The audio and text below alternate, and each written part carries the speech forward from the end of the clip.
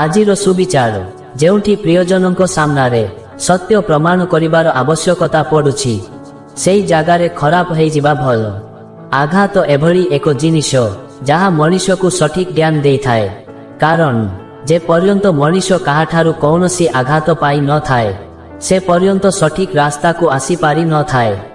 ସମସ୍ତଙ୍କ ଉପରେ କେବେ ବି ଆଖି ବୁଜିକି ଭରସା କରନ୍ତୁ ନାହିଁ, କାହିଁକି ନା ବେଳେବେଳେ ନିଜର ଦାନ୍ତ ବି ଜିଭକୁ କାମୁଡ଼ି ପକାଏ। ଯିଏ ଆମକୁ ନ ବୁଝିଛି ତାକୁ ବୁଝେଇବା ବି ଦରକାର ନାହିଁ, କାରଣ ସମୁଦ୍ର ସବୁବେଳେ ଲୁଣିଆ ଆଉ ଲୁଣିଆ ହିଁ ରହିବ, ସେଥିରେ ଚିନି ମିଶାଇବାକୁ ଚେଷ୍ଟା କରନି।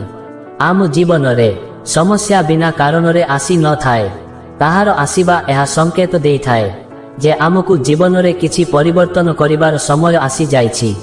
ପରିସ୍ଥିତି ଯେ କୌଣସି ମୁହୂର୍ତ୍ତରେ ପରିବର୍ତ୍ତନ ହୋଇପାରେ। ଜୀବନରେ କାହାକୁ କଷ୍ଟ ଦିଅ ନାହିଁ। ଆଜି ହୁଏତ ତୁମେ ଶକ୍ତିଶାଳୀ, କିନ୍ତୁ ସମୟ ତୁମଠାରୁ ବହୁତ ବେଶୀ ଶକ୍ତିଶାଳୀ। ଲୁହ ନଥିଲେ ଆଖି ଏତେ ସୁନ୍ଦର ହୋଇ ନଥାନ୍ତା, କଷ୍ଟ ନଥିଲେ ଖୁସିର ମୂଲ୍ୟ ନଥାନ୍ତା। ଯଦି ଆମେ ଚାହିଁବା ମୁତାବକ ସବୁ କିଛି ମିଳି ଯାଇଥାନ୍ତା ତେବେ ଦୁନିଆରେ ଭଗବାନଙ୍କର ଆବଶ୍ୟକ ନଥାନ୍ତା। କେବେ ବି କାହାକୁ କଥା ହେବା ପାଇଁ ଅନୁରୋଧ କରିବା ଦରକାର ନାହିଁ, କାହିଁକି ନା ଯାହା ପାଖରେ ପ୍ରକୃତରେ ତୁମର ମୂଲ୍ୟ ଥିବ ସେ ହଜାରେ ବ୍ୟସ୍ତତା ଭିତରେ ବି ତୁମକୁ ସମୟ ଦେବ।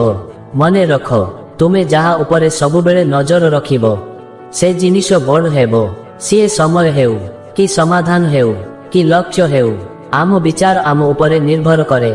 କୌଣସି ବିଷୟକୁ ଗଭୀର ଭାବରେ ଚିନ୍ତା କରନ୍ତୁ ଓ ଭୁଲ ଠିକ ନିଜେ ବିଚାର କରନ୍ତୁ ଏବଂ ନିଜ ନିଷ୍ପତ୍ତି ନିଜେ ନିଅନ୍ତୁ, କାରଣ କଥାରେ ଅଛି ନିଜ କଥାରେ ଠାକୁର ଓ ପର କଥାରେ କୁକୁର।